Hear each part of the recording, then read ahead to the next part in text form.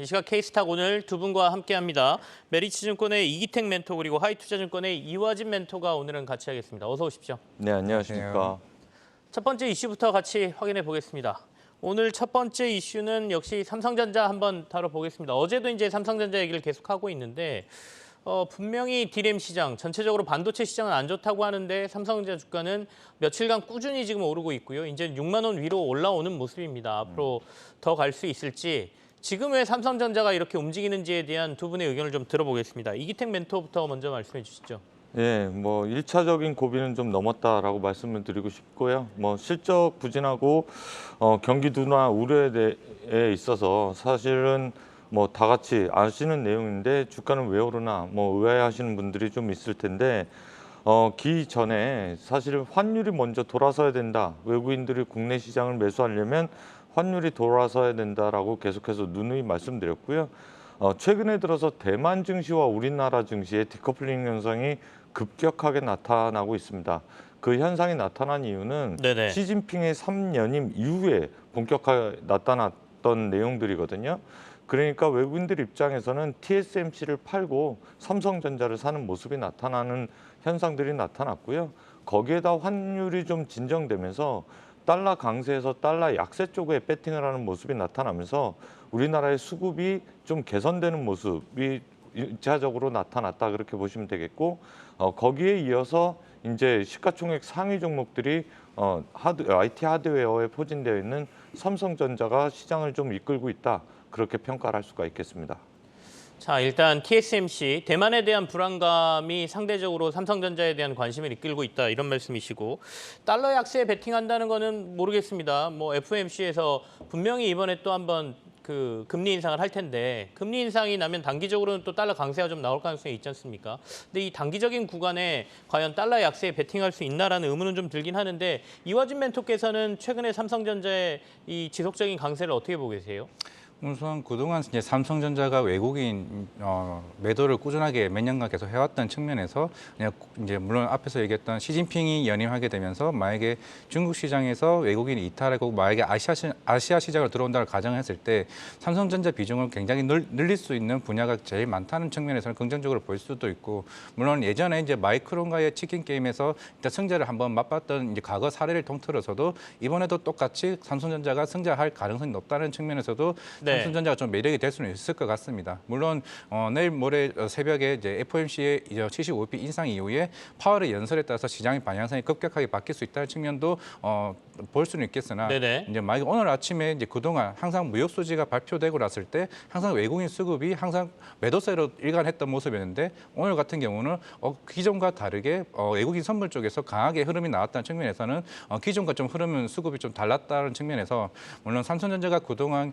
굉장히 하락적인 측면에서 조금 다행히 최근에 네네. 반등이 나왔다는 측면에서는 좀 긍정적으로 볼 수 있기 때문에 아마 이번 11월 측면에서도 물론 여러 가지 이벤트가 있겠습니다만은 삼성전자만의 어느 정도 수급적인 현황은 기관이나 외국인 측면에서는 들어올 수 있지 않을까 좀 생각하고 있습니다. 지금 외국인들의 매수 상황이 그래프로 나가고 있는데 10월 달에 확실히 담고 있는 게 눈에 보이죠?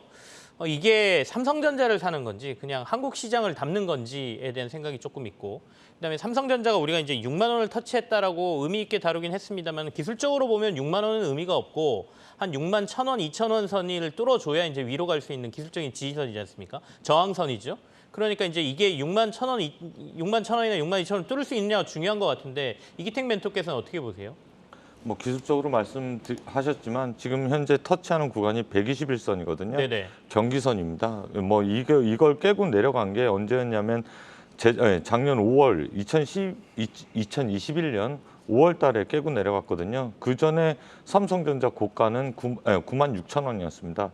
이때 나타났던 시장의 이슈는 애플카 이슈, 그리고 뭐 국내 시장에서 특히 뭐 온라인, 그리고 앞에 미국 전방의 빅테크 기업들이 상당히 호실적을 보여주면서 삼성전자가 결국에는 신고가를 갱신한 모습을 나타냈는데 네네. 그 뒤로 2년 가까이 빠진 모습이거든요. 그래서 기술적으로는 경기 순환선을 돌파하는 양호한 흐름이다. 그렇게 볼 수가 있겠고 선반영을 했다라고 했을 때 사실 저희가 호실적을 보인 건 계속해서 호실적을 보였음에도 불구하고 그 이전에 주가를 돌파하지 못했다는 것은 선반영을 충분히 했다라고 평가를 할 수가 있겠습니다. 다음 스텝은 이제 앞으로 있을 이제 빅테크 기업이 돌아나가는 모습, 전방이 좀 돌아나가는 모습이 있어야 되는데 그게 수요 단위이기 때문에 사실 시계열이 좀 필요한 부분이거든요. 네네. 그러한 시계열이 필요한 부분 동안 삼성전자가 잘 버텨줄 수 있느냐, 그러한 것들을 좀 관찰해야 된다라고 말씀을 드리고 싶습니다. 경기 순환선이라고 얘기하는 121선이 6만 원에 걸쳐 있기 때문에 이걸 돌파하는 것도 꽤 의미 있어 보인다라는 네. 말씀이시네요. 이화진 멘토께서는 그 기술적인 분석상으로는 어떻게 보십니까? 지금 자리를? 일단 지금 자리는 새롭게 좀 매수 들어가기는 조금 부담스러울 수 있겠지만은 최근에 오늘도 이제 TSMC가 일부 벤더들에게 이제 오더컷 이슈도 계속 나왔고 만약에 이런 경쟁사들에 대한 고객사들의 추가 감산의 이슈가 계속 나오게 되면 오히려 삼성전자에게는 오히려 위쪽으로 일으킬 수 있는 오히려 반등폭이 더 클 수 있다라 좀 생각을 하고 있습니다. 네. 물론 이제 모바일 쪽에서도 이번에 뭐 갤럭시나 폴더 쪽에서 좀 부진을 하고 있기는 하지만은 결국에는 내년부터는 이제 IT 수요가 어느 정도 전방 수요가 살아난다는 측면에서는 지금 시장에서는 삼성전자는 좀 매수 측면에서 좀 긍정적이지 않을까 생각하고 있습니다. 이제 삼성전자는 그렇다고 치고요. 그리고 대형주들 위주로 가는 것도 눈에 딱 띕니다. 근데 또 하나 눈에 띄는 건 이제 카카오, 네이버 등 성장주들은 못 가는 거거든요. 완전히 배제돼 있습니다. 이 부분은 저희가 어떻게 봐야 될까요? 뭐 공통점이 있겠죠. 카카오, 네네. 네이버 플랫폼 기업들의 주 수익원은 광고잖아요. 네. 그러니까 그 광고주들이 일단 경기 둔화가 되는데 광고 예산을 계속해서 공격적으로 집행할 수 있는가에 대한 의구심이 있는 거죠. 그러니까 전방이 좀 수그러들 것이다라는 내용들이고 그리고 그동안에 호실적을 보였던 때는 언택트 기간이었던 때 성장성이 상당히 큰 폭으로 나타났는데 거기에다가 추가적으로 10월 달에 너무 큰 악재들이 쏟아졌죠. 사실은 카카오, 네이버, 판교 데이터 센터가 이제 돌발 악재가 나오기도 했었고 거기다가 네이버는 북미사 플랫폼 인수를 저렴한 가격에 했음에도 불구하고 지금 시기에 돈을 쓰는 게 맞느냐라는 투자자들의 의구심이 드는 따가운 시선들이 있었기 때문에 주가는 되려 그런 발표에도 불구하고 예전 같지 못한 흐름이 나타나고 있습니다. 네네. 이에 따라서 경기가 어느 정도 돌아나가는 모습 그리고 광고 집행을 하는 모습 카카오 네이버가 실질적으로 체력을 키워나가는 모습까지는 아직 시간이 다소 필요할 것으로 보여진다. 그러니까 낙폭과대로 섣불리 저번에도 말씀드렸듯이 낙폭과대라고 섣불리 이거 주식을 보셨다가는 네네. 어느 정도 시간과 긴 싸움을 할 가능성이 높다. 그렇게 평가를 할 수가 있겠습니다. 그러면 네이버, 카카오, 저희가 네카오라고 표현을 해놨는데 이들을 우리가 다시 생각할 어떤 신호라고 할까요? 그런 건 어디서 저희가 읽어야 될 것 같습니까? 뭐가 나오면 다시 우리가 네이버, 카카오라든지 이런 것들을 돌아봐야 될까요? 지금은 아니라고 하시면. 제가 말씀을 계속해서 이어서 네네. 드리자면 사실 아까 말씀드렸듯이 미국의 빅테크 기업들이 어느 정도 돌아나가는 궤적을 좀 같이 보여야 돼요. 네네. 근데 미국의 빅테크 기업들이 돌아나가려면 경기가 좀 살아나야 되는 선제적인 게 있는데 그리고 금리도 그렇고 인플레이션도 그렇고 그러한 것들이 이제 6개월간 선행해서 간다라고 하더라도 네. 지금 당면에 있는 문제가 너무 큰 문제가 있기 때문에 선제적으로 이쪽을 투자하겠다라는 투자자들이 좀 회피하는 구간이지 않나 그렇게 볼 수가 있겠습니다. 알겠습니다. 금리도 뭐 강하게 오르고 있고 금리가 오를 때는 자금 조달을 많이 해야 되는 성장주들이 조금 약세를 보일 수밖에 없다라고 얘기하죠. 미국도 나스닥이 상대적으로 더 부진한 상황입니다. 지난 한 달간 미국 증시도 꽤 많이 올랐거든요. 그럼에도 불구하고 상대적으로 뭐 다우지수, S&P 500은 많이 올랐지만 나스닥은 좀 부진한 상황이었죠. 국내에서도 똑같은 현상이 좀 벌어지고 있습니다. 다음 이슈로 넘어가겠습니다. 다음 이슈는 오늘 기분 좋은 소식이죠. 주식 가지고 계신 분들은 환호를 지르셨을 것 같은데요. 원전 얘기하겠습니다. 폴란드에서 드디어 계속 얘기 나왔던 원전과 관련된 수주 관련 MOU가 있었습니다. 이거는 이화진 멘토부터 먼저 말씀을 하시죠. 우선 이제 8월 달에 우리가 이제 이집트 원전 관련 이슈가 나왔었는데, 물론 그 당시는 이제 우리가 메인 수주가 아니라 이제 하청업체로 이제 들어간 부분이었고, 그 당시는 이집트가 10조로 이제 수주를 했고 1조가 저희 쪽을 한 걸로 알고 있습니다. 그때 두산 에너빌리티가 이제 가스 터빈 관련 기자재 쪽으로 하긴 했지만은, 이제 그 당시에 이제 수주를 받았을 때는 그 당시 이제 원전 관련주들이 대부분 뭐 한 자리 이제 수익률로 이제 했다가 다시 좀 보합으로 갔던 모습이었고, 이제 지금의 상승은 이제 폴란드 이제 부총리도 이제 이런 본계약에 대해서 체결 가능성이 100%라고 언급을 한 만큼 오히려 그만큼 시장에서 바로 좀 반영하는 모습을 좀 보일 수가 있는데요. 물론 만약에 이번 폴란드 원전 40조가 체결된다고 그랬을 때는 우리가 이제 2009년도 그 당시에 이제 아랍에미리트 이제 바카라 원전 같은 경우가 그 당시 9조에서 10조짜리로 알고 있는데, 그것보다 훨씬 큰 수주라고 한다면은 그만큼 이제 원전 자체가 새로운 테마로서 이제 폴란드가 이제 우리가 방산 관련돼서 이제 그만큼 주가가 많이 올라왔었기 때문에 원전 관련도 제2의 방산처럼 이제 폴란드 쪽으로 크게 올 수 있는 여지는 좀 충분한 것 같습니다. 하지만 이제 아직까지는 시공사가 이제 선정되지는 않았는데, 네. 그래서 물론 오늘 현대건설이나 뭐 대우건설 관련 상승물산주도 이제 물망에 오르고는 있긴 하지만은, 만약에 본계약이 된다고 그랬을 때 또 다른 이런 현대건설 이런 다른 대장주도 또 나올 수 있다는 측면에서 원전 관련주로 좀 유심 있게 좀 봐야 될 것 같고, 물론 앞에서 얘기했던 이제 새로운 리스크는 이제 웨스팅하우스가 이제 APR 1400에 대한 이제 수출 제한, 소송 변수가 또 다른 변수가 될 수는 있겠습니다만은, 만약에 이 변수가 사라지게 된다고 하면은 새로운 이제 원전 자체가 이제 올해 뭐 하반기나 내년 초반까지는 조금 큰 흐름으로 갈 수 있지 않을까 생각을 하고 있고, 결국 폴란드 그다음에 체코, 이제 사우디까지 이어질 수 있다는 측면에서 이제 조금 원전 관련해서는 좀 본격적으로 한번 체크해 보면 되지 않을까 생각하고 있습니다. 미국의 웨스팅하우스가 그렇게 나서는 게 뭐 원전 수주와 관련돼서 자신들이 유리한 고지를 차지하겠다는 전략도 있겠지만, 향후에 우리가 수주하더라도 한국이 수주하더라도 자신들이 자문료라든지 로열티를 좀 비싸게 받고 싶다라는 어떤 전략적인 포지션이 아닌가라는 생각도 해보거든요. 당장 오늘은 주가가 굉장히 강하게 움직입니다. 이기태 이사님, 네. 좀 전략적으로 저희가 어떻게 접근해야 되는지 기술적으로 좀 얘기를 해봤으면 좋겠는데요. 그러니까 오늘 일단 강하게 올랐으니 또 조정이 올 수도 있지 않습니까? 네. 매매를 어떻게 해야 될까요? 원전 관련주. 뭐 지금 현재 향후 계획을 봤을 때 지금이 바닥이냐를 논할 수 있을 것 같아요. 그러니까 네. 앞으로 이러한 수주들이 계속 나타날 수 있느냐, 어느 정도 일정이 잡혀 있고, 그리고 지금 현재 수주가 계속해서 방산이 한때 시장에서 계속해서 수주가 이어지듯 조선주가 이어지듯 원전이 이어질 수 있느냐, 그런 환경이 되느냐를 놓고 봤을 때 그럴 가능성이 높다라고 평가를 할 수가 있겠는데요. 왜 그러냐면 국내에서도 먼저 이제 신한울 3, 4호기가 건설이 확정이 됐고, 이르면 내년도에 추가적으로 건설이 될 것으로 보여지고, 체코도 방금 전에 말씀하셨던 것처럼 기대가 되고, 사우디도 어떻게 보면 사실 저희한테는 되게 큰 기회거든요. 네. 미국과 관계 개선을 어떻게 하냐에 따라서 또 한 번 원전에 대한 수주 기대를 높일 수가 있는 상황이고, 지금 네온 프로젝트에 사활을 걸고 있잖아요. 그렇기 때문에 사우디 쪽에서 원전에 관련된 관심도가 높아진다라고 하면 원전 관련된 관련주들이 기대감은 높아질 수 있는 환경이다.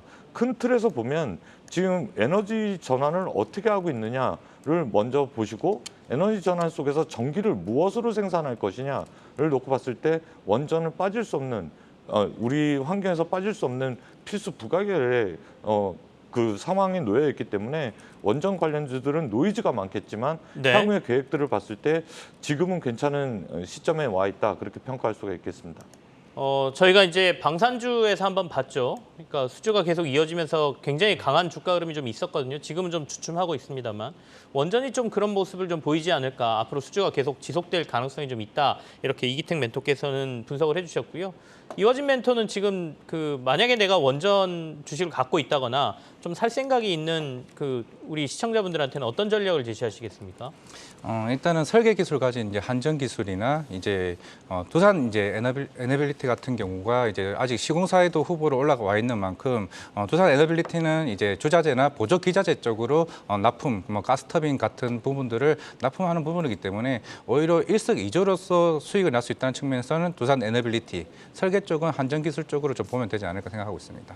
그러면 지금 오늘 급하게 올랐지 않습니까? 거의 상한가, 한전기술은 상한가 같고 두산 에너빌리티도 20%대인데 언제 들어가야 돼요? 근데 사실 지금 가격대도 사실 한전기술이나 두산 에너빌리티나 이미 우리가 1년 전부터 계속 이런 원전 관련해서 접근을 했었기 때문에 그동안 주가가 많이 빠졌다는 측면에서는 사실 이 가격도 부담스럽지 않은 가격이라 저는 개인적으로 생각을 하고 있고, 사실 원전을 뭐 단기간으로 들어간다고 하게 되면은 지금 들어가는 거는 굉장히 조금 모험일 수는 있겠지만은 결국 이제 체코나 사우디 원전까지 결국 이제 2009년에도 그 당시 수주를 받고 네. 이후에도 1년간 5배 이상 주가가 올랐던 만큼 결국에는 이게 본 수주가 되게 된다고 하게 되면 그 이후도 주가는 계속 오를 가능성이 있기 때문에 만약에 조정이 기다린다고 했을 때는 오히려 주가를 접근을 못할 수도 있다는 측면에서는 만약에 한전기술 같은 경우나 두산 에너빌리티 같은 경우는 그래도 좀 안정적인 원전 중에서는 그나마 좀 대장주로서 볼 수 있기 때문에 네. 이 주식들은 지금 사도 제가 볼 때 무난하지 않을까 생각하고 있습니다. 이왕이면 대장주로 가자. 네. 한전기술하고 두산 에너빌리티인데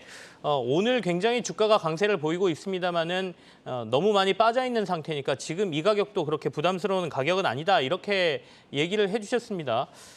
근데 뭐 앞으로 어떻게 될지는 모르죠. 개인의 판단에 제가 맡길게요. 뭐 책임감 없이 이렇게 얘기한다 그러실 수는 있지만 어쨌든 원전의 전체적인 수주 상황이라든지 앞으로의 상황은 좀 좋아질 걸로 보이고 장기적으로 본다면 원전주들 괜찮다 이런 의견을 주고 계십니다. 자, 다음 이슈로 넘어가겠습니다. LG화학입니다. LG화학이 실적이 굉장히 좋게 나왔고요. 주가도 오늘 굉장히 강합니다. LG화학 앞으로 어떻게 봐야 될까요? LG화학이 분야가 굉장히 다양하지 않습니까? 네. 바이오 사업도 있고 화학도 있고 그리고 이제 2차 전지와 소재와 관련된 부분도 있고 지금은 2차 전지 소재가 좀 주목을 확 받고 있는 모습인 것 같은데 이기택 멘토부터 얘기해 볼까요? 예, 뭐 LG화학 호실적을 보여줬죠. 사실 LG화학 원래 본업에서는 커다란 실적을 보여주진 못했어요. 네네. 그런데 이번에 실적을 열어놓고 보니까 첨단 소재 부분하고 전지 쪽에서 대부분의 이익을 가져왔다. 그래서 환호를 하면서 2차 전지주로 변모하는 모습을 좀 나타내고 있거든요. 지금 현재 첨단 소재 쪽도 사실 양호한 흐름을 보였습니다. 4,160억 원 정도의 이익을 보였고 전지 쪽에선 5,219억 정도의 이제 실적을 보여줬는데 첨단 소재 쪽은 양극재 부분입니다. 그렇기 때문에 대부분의 실적이 양극재에서 나오기 때문에 이 부분만 띄워놓고 보더라도 LG화학은 확실하게 턴어라운드 했다라는 투자자들의 평가가 나오는 것으로 보여지고요. 또 하나는 추가적으로 4개월간 LG에너지솔루션이 42% 정도 오를 동안 사실 LG화학 모 회사는 전혀 오른 게 없거든요. 근데 LG에너지솔루션 지분 가치만 50% 할인해도 15조이기 때문에 LG화학이 지금 40조라는 건 양극재 그리고 LG에너지솔루션에 대한 평가가 아직 제대로 다 이루어지지 않았다라는 평가 속에 주가가 반등하는 것으로 나타나고 있습니다. 그러면 이기택 멘토께서는 LG화학이 지금 오늘 아까 제가 들어올 때보다도 지금 주가 상승률이 더 높아졌거든요. 네네. 어느 정도까지 저희가 목표 지점 봐도 될 것 같습니까? 사실 LG화학의 이제 궤는 네네. 앞으로 2차 전지 성장과 궤를 같이 할 것으로 보여져요. 네네. 그러니까 LG화학은 분사할 거 다 분사해놨기 때문에 양극재 속에서 어느 정도 실적이 애드가 되느냐. 그러니까 네. 추가적인 성장이 어디서 나오냐라고 했을 때 양극재 쪽에서 개파 증선을 어느 정도 했었고 이 주가가 타당한가를 놓고 봤을 때 주가의 흐름은 거기서 판결이 날 것으로 보여지는데 이 양호한 흐름은 사실 경쟁사인 양극재 업체들과 같이 궤를 할 것으로 보여지기 때문에 지금은 예단하기 좀 힘든 구간이다. 그러니까 갈 때까지 끌고 가보자라는 투자 의견 제시해드리고 싶습니다. 일단 들고 있다면 네. 오르는 데까지 한번 기다려보자 이런 말씀이시죠. 근데 조금 흔들리면 또 빠지나 싶어가지고 그렇죠. 네. 차익 실현하시는 분들 계실 것 같은데 이화진 멘토는 LG화학 지금 어떻게 보고 계시나요? 뭐 LG화학은 그동안 이제 뭐 양극재 시장에서는 워낙 이제 LG 에너지 솔루션이나 이런 부분들이 이제 북미 시장에서 계속 이제 선방을 하고 있는 만큼 향후 뭐 내년 내후년에도 계속 긍정적인 모습을 제가 봤을 때는 보일 수 있을 것으로 보이고 있고 결국에는 새로운 이제 이런 2차 전지도 전기차 관련해서 결국 유럽 시장이 어느 정도 침체 구간에서 벗어난다라고 가정을 했을 때 그게 만약에 내년이라고 가정을 한다면은 분명히 올해보다 더 나은 성과를 볼 수 있다는 측면에서는 LG화학이나 뭐 관련된 2차 전지들은 조금 긍정적으로 보이지 않을까 생각하고 있습니다. 얼마 전에 LG화학이 미국의 바이오 회사 하나 인수했지 않습니까? 그 부분은 앞으로 어떻게 될 것 같고 그 인수 자금 마련하기 위해서 LG에너지솔루션 지분을 팔 거다라는 예상도 있었거든요. 예. 그 부분에 대해서는 뭐 사실 제가 첨언드리긴 너무 큰 미래고 먼 미래인데 네네. 사실 사업 다각화를 하는 부분에 있어서 회사에서 결정한 부분이라고 생각이 되는데 예전서부터 그 바이오 쪽에는 항상 관심이 있었던 회사고 투자를 해왔던 회사의 일환으로서 투자를 한 것으로 보여지고 사실 지금 투자의 적기냐를 논하고 봤을 때 M&A는 사실 적기입니다. 왜냐하면 웬만한 회사들이 자금에 시달리고 있고 거기다가 자금에 시달리는 만큼 저평가 구간에 와 있는 거거든요. 그래서 네이버도 그렇게 주주의 불만들이 많았음에도 불구하고 M&A를 한 것으로 보여지고요.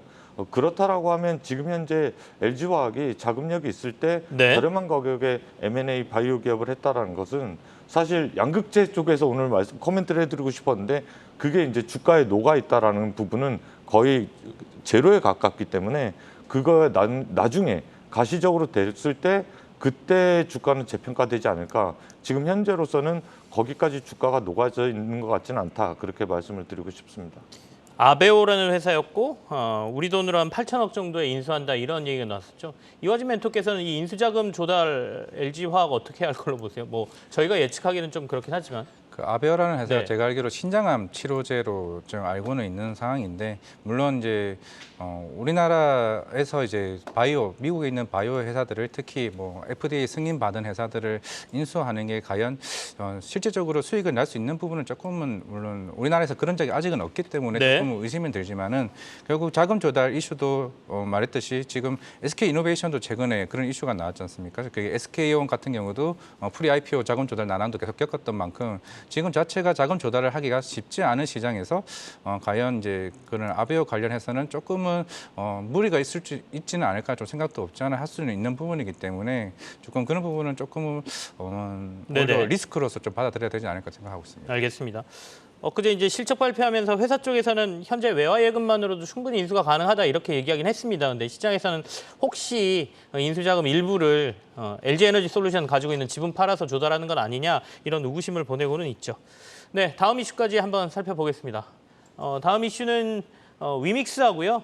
그다음에 화장품 관련된 주들, 그러니까 게임주 중에서도 이제 가상화폐라든지 이쪽하고 관련 있는 저희가 위메이드 관련 주들이죠. 위메이드 관련 주들 얘기를 좀 해보고요. 그리고 화장품주는 중국 이슈가 계속 나오면서 조금 주춤주춤하거든요. 같이 동반해서 좀 살펴보겠습니다. 먼저 위믹스 관련해서는 이화진 멘토가 좀 얘기해 주시겠습니까?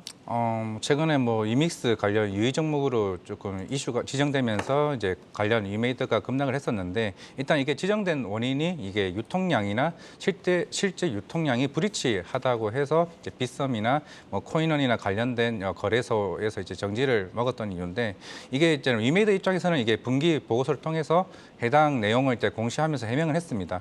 해명을 했지만은 이게 아직까지는 결국에는 11월 10일까지는 이게 유의 종목을 이게 유지해야 되는데 물론 이게 올해 초에도 이제 이믹스 말고 무비블록이라는 회사가 6월달에 유통량 관련 문제로 일단 지정을 받긴 했습니다만은 결국 이게 사유 소명을 하고 지정 해제를 일단 받은 경험이 있었기 때문에 이런 관련 이슈는 어느 정도 시장에서는 어느 정도 경험이 있었기 때문에 조금 이제 급락세를 좀 멈췄던 것 같습니다. 네. 결국에 본업인 이게 올해 이제 11월 17일쯤에 이제 부산 지스타에서 열리는 이제 게임 행사에서 이벤트가 있는데 결국 위메이드가 여기서 메인 스폰서를 일단 하려고 하고 있습니다.